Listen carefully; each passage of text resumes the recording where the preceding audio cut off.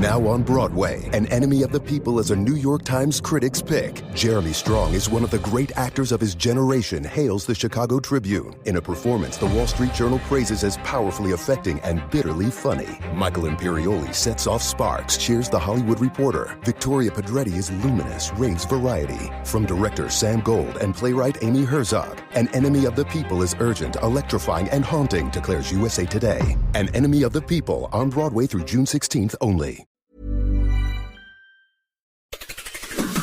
It's Saturday, the 20th of April. I'm Ciara Evans, and this was a week that saw Iran and Israel exchange strikes. Inflation continued to deflate, Donald Trump's jury selection in Manhattan, and Liz Truss struggled to make a comeback. Grab a cup of something hot, put up your feet, and get up to speed on the 7 biggest stories of the week. This is the Standout 7 from the Smart 7. It's news, but not the news. Last Saturday saw a major escalation in the Middle East after Iran launched a massive aerial attack on Israel. It was in response to an Israeli strike on the Iranian consulate in Damascus earlier this month, which left at least a dozen people dead, including a top Iranian command, Brigadier General Mohammad Reza Sahidi. Israel and its allies were quick to react on Saturday, successfully intercepting almost all of the 300 drones and missiles headed their way, according to the IDF. Israeli government spokesperson Avi Hyman said Israel is prepared for anything. Iran has taken off their mask and attacked us for the first time directly. We are prepared for all scenarios, both defensive and offensive, and we won't be broadcasting any plans or anything like that. It is under consideration still. Iran's attack on Israel saw a number of globe leaders take to social media to respond. UN Secretary General Antonio Guterres urged all sides to show restraint in a statement posted to his X account, whilst UK Prime Minister Rishi Sunak strongly condemned the attack and praised the coordinated efforts of US, French, Jordanian and British troops to down the drones. He also confirmed that the RAF were involved. The RAF sent additional planes to the region. I can confirm that our planes did shoot down a number of Iranian attack drones. I don't want to pay tribute to the bravery and professionalism of our pilots flying into the face of danger. EU Commission President Ursula von der Leyen, speaking for the G7, condemned the attack and expressed solidarity with Israel, while US President Biden returned early from a weekend in Delaware to hold meetings, including with the National Security Council. The Council's coordinator for strategic communications, John Kirby, said the US doesn't want to see things escalate. Israel demonstrated again, as I said, that they're not standing alone, that they have friends.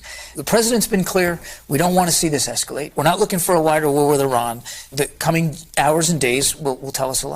Global international efforts continued to focus on Monday on de-escalating the situation.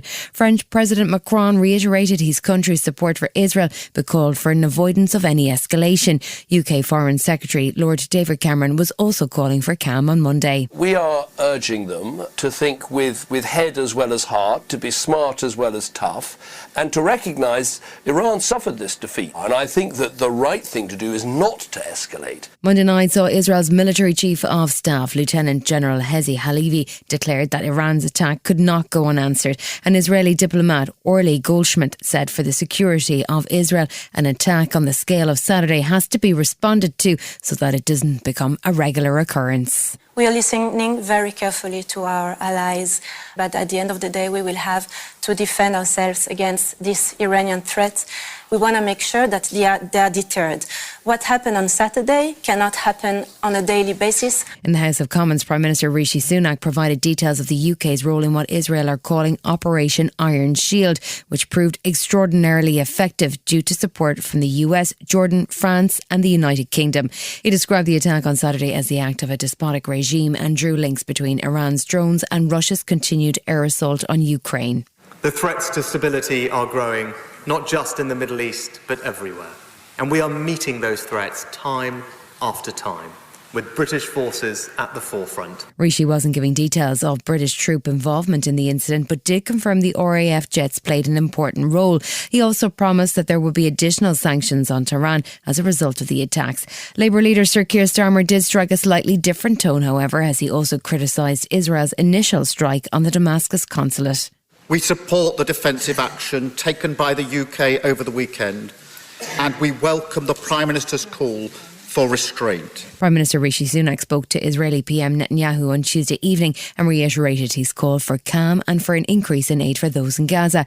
However, Israel appears to be proceeding with plans to launch its assault on Rafah. It's begun deploying additional armoured vehicles and artillery to the region, where over 1.4 million Palestinians are sheltering. The IDF has also ordered 40,000 tents for potentially displaced refugees. Lord David Cameron was in Israel on Wednesday, where he met with both Israeli President Herzog and Prime Minister Netanyahu, who made it clear that Israel will make its own decision on when or where it strikes back. Cameron said that Britain is still showing solidarity with Israel while respecting Israel's independence, and that he intends to press for more sanctions at the G7. Well, we want to see coordinated sanctions against Iran, and I think there's more that we can do to show a united front that Iran is behind so much of the malign activity in this region. Friday morning saw Israel launch a strike on Iran. Explosions were reported at Isfahan, which is a key site for Iran's nuclear and drone program. It came despite efforts to calm tensions in the region, which saw the US and the UK issue new sanctions on Iran on Thursday. The US introduced sanctions aimed at slowing the production of the Shahed drones, while the UK sanctioned individuals and military entities associated with the Islamic Revolutionary Guard Corps. As footage emerged of flames at the military base, Iran immediately denied it was a missile strike and said they had shot down drones, and said there is no immediate plan for any further retaliation. Journalist for Turkish news channel TRT World, Rexa Hatami, was covering the story from Tehran. It's home to several strategic and important Iranian military and nuclear facilities. It is deep inside Iranian territory. So if Israel decides to launch an attack on Isfahan, it wants to show that it can reach anywhere in Iran.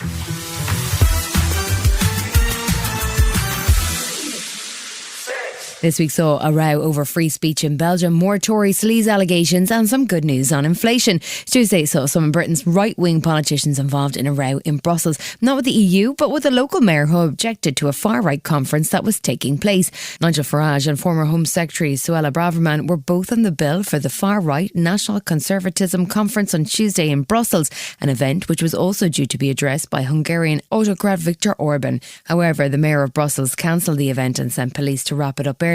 That drew criticism from both the Belgian PM and Rishi Sunak, and of course, predictably, Nigel and Suella were both outraged. It's a real shame that the thought police, instructed by the Mayor of Brussels, saw fit to try and undermine and denigrate what is free speech and free debate. Back in the UK, inflation dipped again in March, driven partly by a fall in the price of chocolate and crumpets. It now stands at 3.2%, and that's a 2-year low, but it is slightly higher than the markets had expected. But Prime Minister Rishi Sunak was quick to claim credit and make clear that it's all about his plan. Well, inflation is expected to continue falling over the coming months, but these things don't happen by accident. It's because we have a plan, and that plan is working. And you have to stick to that plan if we want the brighter future that we all want to see, and that's why our plan is so important. Bank of England Governor Andrew Bailey said the result was broadly as expected and that April might see a steeper fall, but the chances of a rate decrease in June now look less likely.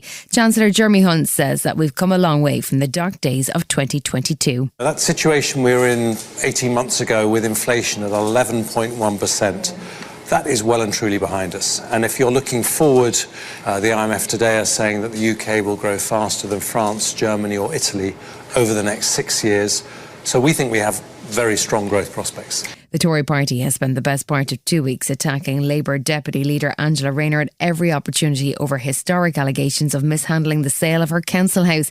It even led to a police investigation after a complaint by Tory MP James Daly. Yet on Thursday, an investigation by the Times led to the Tory party removing the whip from the 18th Tory MP for misconduct.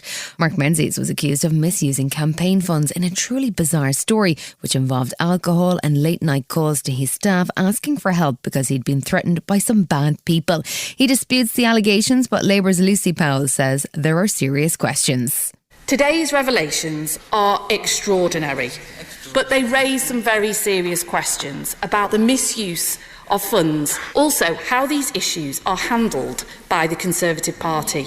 This comes shortly after Tory MP William Bragg lost the whip after a honey trap plot, and the question is how long the party have known about the Menzies accusation. But Defence Secretary Grant Shapps says that with no sense of irony that people should respect the judicial process, but presumably only when it comes to Tory MPs. Well, we have a basis of justice in this country, which is that, first of all, just because an accusation is made, and it doesn't mean it's necessarily proven, there's a proper path, including elections in this country, and that's how we decide on our democracy.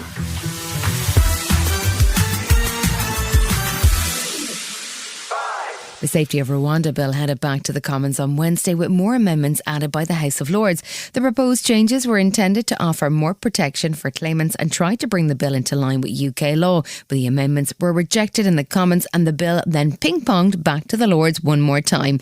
The Home Office was saying that it is still expected to become law by the end of the week, although they say flights won't take off for several weeks. Chair of the Labour Party, Annalise Dodds, said that even if the government does manage to force the bill through, the scheme remains ridiculously expensive and ineffective. It would actually be cheaper for government to take every single one of the small number of people to Paris and put them up in the Paris Ritz for 4 years than the cost of this Rwanda scheme. It's unworkable and it's not a serious plan. The government suffered 2 more defeats on the Rwanda bill in the Lords, however, including an amendment to offer protection for those Afghans who had supported the UK armed forces.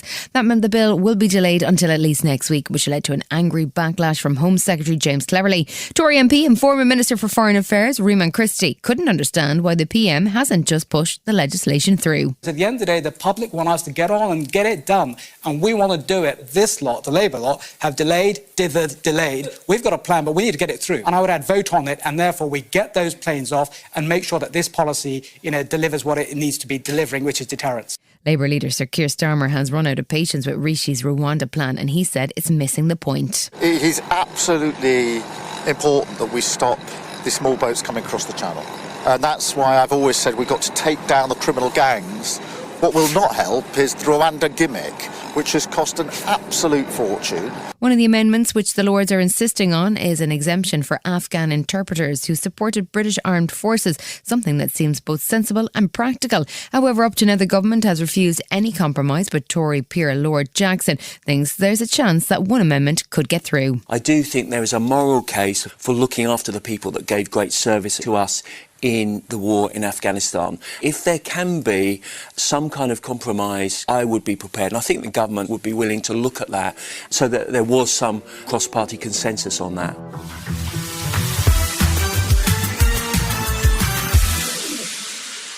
Media mogul and MAGA cult leader Donald Trump may have already secured the Republican nomination for this year's presidential election, but his campaigning came to a halt this week as he was at the defendant's table in a Manhattan courtroom when he saw him become the first ex-US president in history to stand criminal trial, charged with 34 felony counts of falsifying business records in the first degree. He's accused of covering up to $130,000 hush money payment to adult film star Stormy Daniels by misreporting it as legal fees in the days before the 2016 election.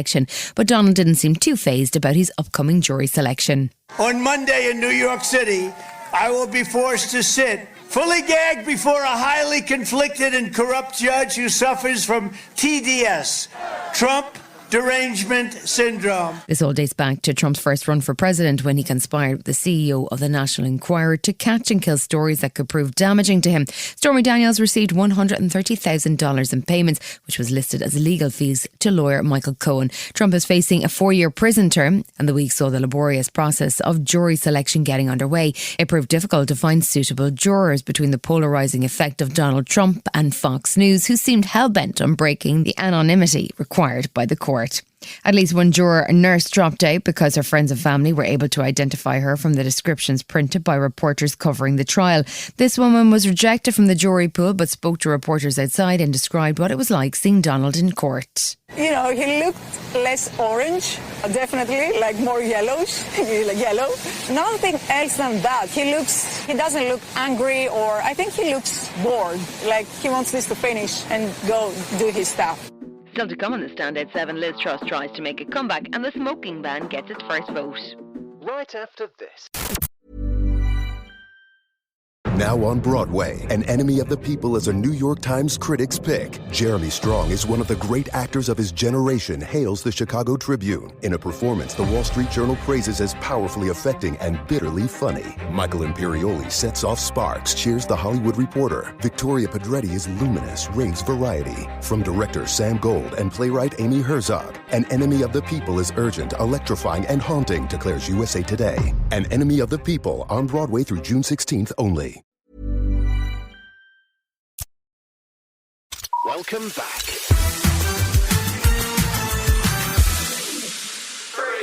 Much like the person who was fired but still turns up to work gatherings, Liz Truss just doesn't seem to get the message that the British public at large are not interested in her attempts to retake the leadership of the Conservative Party. She had a miserable 44 days in office during which the Queen died, although no blame attaches to Liz for that one. Since then, she's been trying to flog her book, hanging around with Nigel Farage and the odious Trump Lieutenant Steve Bannon, and generally outstaying her welcome. She claimed in the US that the deep state brought her down, which appears to include The Economist and the Bank of England. And when she turned up on LBC, she still hadn't forgiven Governor Andrew Bailey. Do you believe Andrew Bailey should still be Governor of the Bank of England? No, I don't. I certainly think there should be a proper investigation into what happened in September 22 and the actions the Bank of England took. Her flurry of media interviews continued throughout the week as she desperately tried to push her way into the spotlight to sell copies of her book, 10 Years to Save the West. That's approximately 70 times the length of time she was Prime Minister, and her publicity-seeking efforts saw her turn into a hot topic at Prime Minister's Question Time. Labour leader Sir Keir Starmer had clearly been browsing through what he called the only unsigned copy of the Truss memoirs, and he had some questions for Prime Minister Rishi Sunak. She claims the Tory party's disastrous kamikaze budget that triggered chaos for millions was the happiest moment of her premiership. Has the Prime Minister met anyone with a mortgage who agrees? Sunak fired back, suggesting that Starmer would be better off reading Angela Rayner's tax advice, and unusually for the PM, he wasn't shy about pushing Liz Truss under the bus. 2 years ago, I wasn't afraid to repeatedly warn about what her economic policies would lead to. I was right then, but I'm also right now when I say that his economic policies would be a disaster for Britain.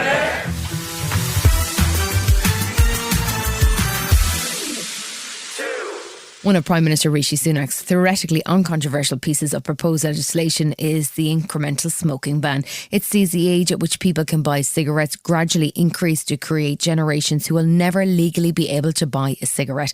The long-term health benefits are clear, and one of those making the case for the bill on Tuesday was Chief Medical Officer for England, Sir Chris Whitty, who appeared on BBC Breakfast to call for cross-party support for the bill. Leaving aside the health damage, which is extraordinary, the economic damage, which is substantial, the thing I want people to think about really is the fact that people are trapped in smoking at a very young age.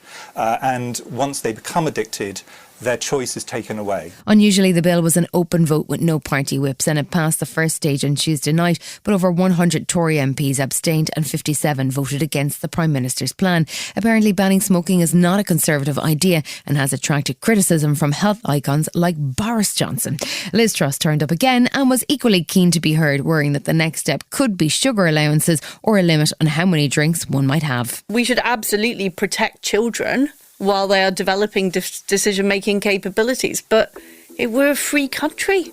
We shouldn't be telling people not to smoke.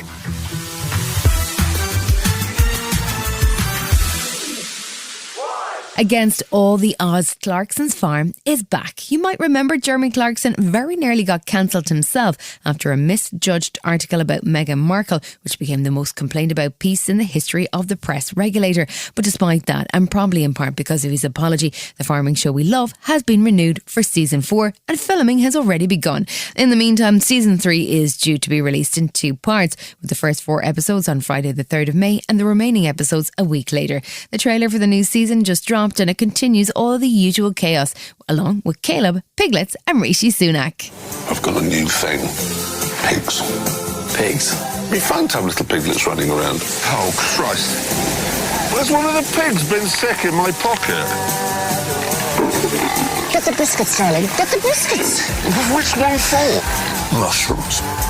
Why? You've been listening to The Smart 7. We'll be back tomorrow at 7 a.m. Hit that follow button and have a great day.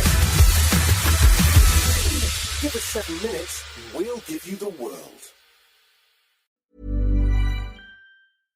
Now on Broadway, An Enemy of the People is a New York Times Critics' Pick. Jeremy Strong is one of the great actors of his generation, hails the Chicago Tribune. In a performance the Wall Street Journal praises as powerfully affecting and bitterly funny. Michael Imperioli sets off sparks, cheers the Hollywood Reporter. Victoria Pedretti is luminous, raves variety. From director Sam Gold and playwright Amy Herzog, An Enemy of the People is urgent, electrifying, and haunting, declares USA Today. An Enemy of the People, on Broadway through June 16th only.